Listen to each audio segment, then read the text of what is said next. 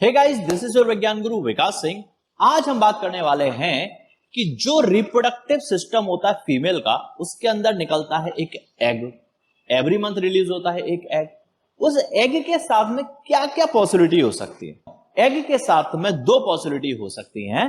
पहली पॉसिबिलिटी कि या तो फर्टिलाइज हो जाए, यानी स्पर्म के साथ मिल जाए। दूसरी पॉसिबिलिटी क्या है कि एग फर्टिलाइजेशन हुआ ही नहीं, वो बेचारा वेस्ट हो गया। दोनों ही सिचुएशन में क्या सीन बनता है वो हमको आज यहां पर देखना है। अब इन दोनों प्रोबेबिलिटी में से हम देखेंगे सबसे पहली पॉसिबिलिटी क्या बन सकती है भाई कि इफ एग इज फर्टिलाइज, अगर एग फर्टिलाइज होता है तो क्या होता है। बात बड़ी सिंपल सी है, एग फर्टिलाइज हुआ मतलब एग का इस्तेमाल हो गया। तो उसके पहले मेरे को कुछ चीजें सीखनी रहेंगी। क्या सीखनी रहेगी कि मान लीजिए कि हमारे पास में कोई एक रिप्रोडक्टिव सिस्टम हो गया ये फीमेल का, जिसके अंदर कितने दो ओवरीज मौजूद होती है।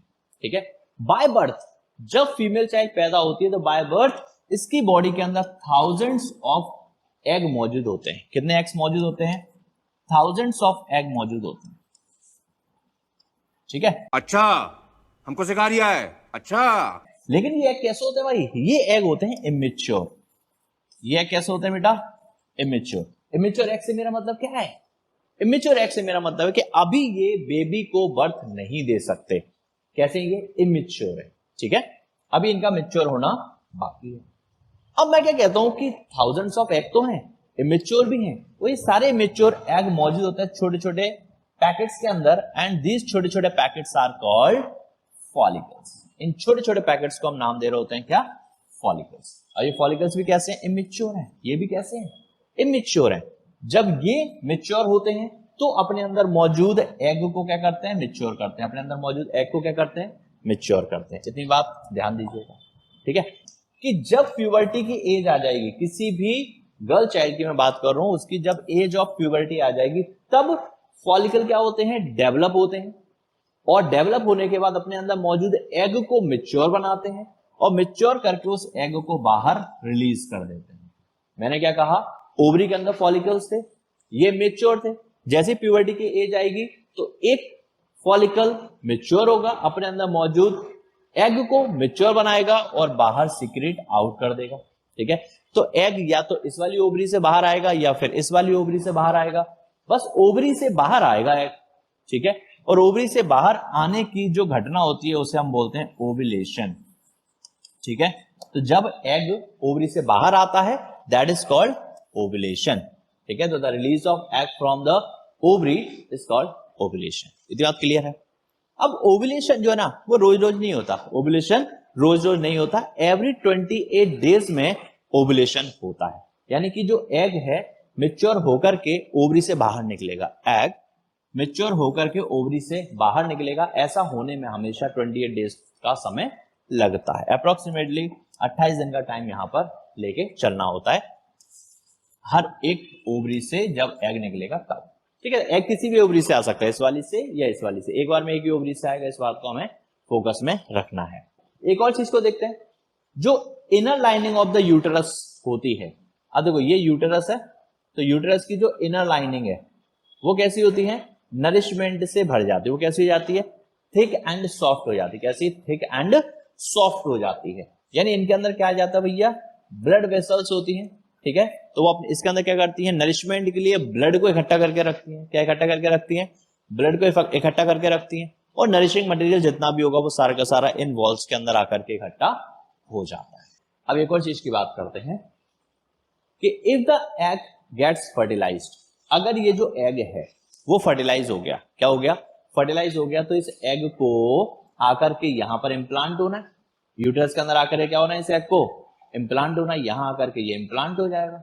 और जब एग यहां पर आकर के इंप्लांट होगा तो उसको क्या चाहिए? नरिशमेंट चाहिए होगा, खाने पीने का मटेरियल चाहिए होगा। खाने पीने का मटेरियल वो यहां से यहां से यहां से कहीं से भी ले सकता है। खाने पीने का मटेरियल इसको जब मिल जाएगा तो ये क्या हो जाएगा? बढ़िया तरीके से नरिशमेंट गेन करके बड़ा होना शुरू करेगा और फिर धीरे धीरे ये एम्ब्रो में कन्वर्ट होगा, फीटस में कन्वर्ट होगा और फिर एक पूरा डेवलप्ड चाइल्ड के अंदर कन्वर्ट हो जाएगा और वो चाइल्ड हम इस बॉडी से बाहर आउट कर लेंगे।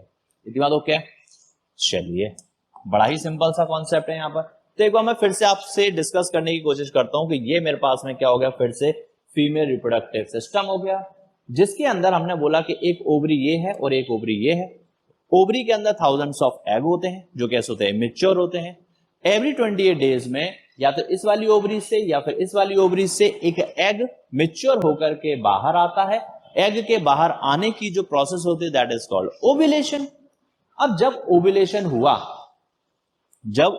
हुआ और यहां से एक स्पर्म आकर के इसके साथ मिला तो ये एग क्या हो जाएगा भाई, फर्टिलाइज हो जाएगा। ये एग क्या हो जाएगा, ये एग हो जाएगा फर्टिलाइज। तो मान लेते हैं फर्टिलाइज्ड एग ये रहा, ये ग्रीन कलर का एग हो गया जो कि फर्टिलाइज्ड है। ठीक है, अब बात आती है कि फर्टिलाइज्ड एग यहां रुकेगा थोड़ी।